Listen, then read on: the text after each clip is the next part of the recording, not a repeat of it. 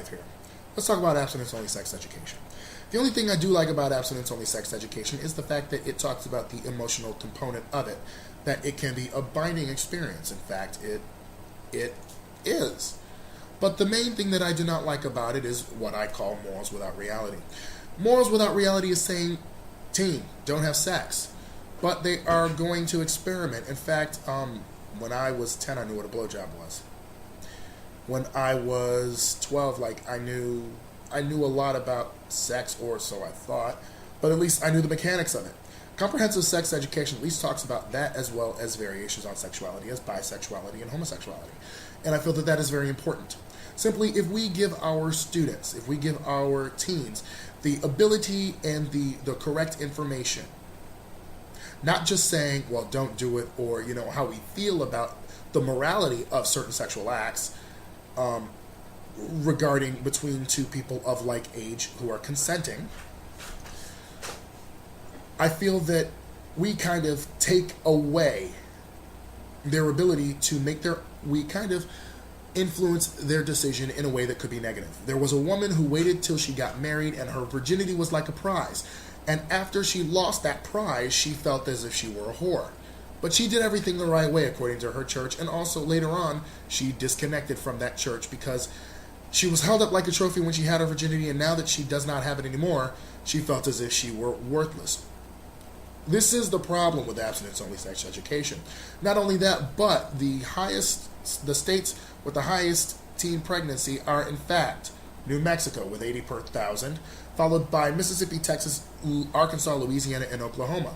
And many of those same states also have a law that is quite like Russia's, that says you can't even talk about homosexuality in some of those states unless you are talking about it as a crime, or as something that is not supposed to, as if it is something unnatural.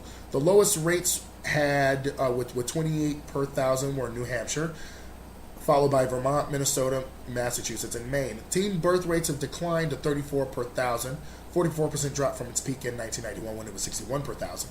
The teen abortion rate also fell 66% from 43 per 1,000 in 1988 to 14 per 1,000 in 2010.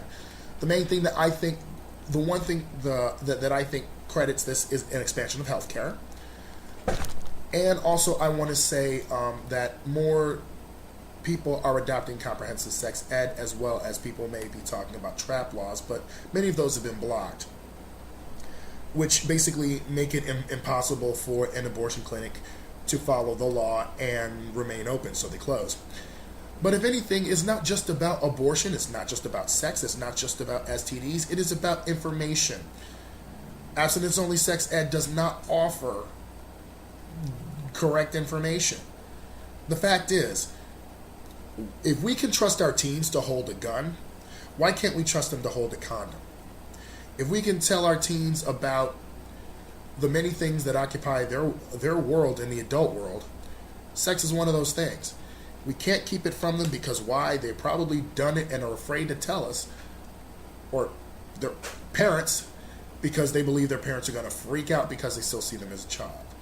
But they are growing, they are in that time where they're still somewhat a child, but not yet a man or a woman.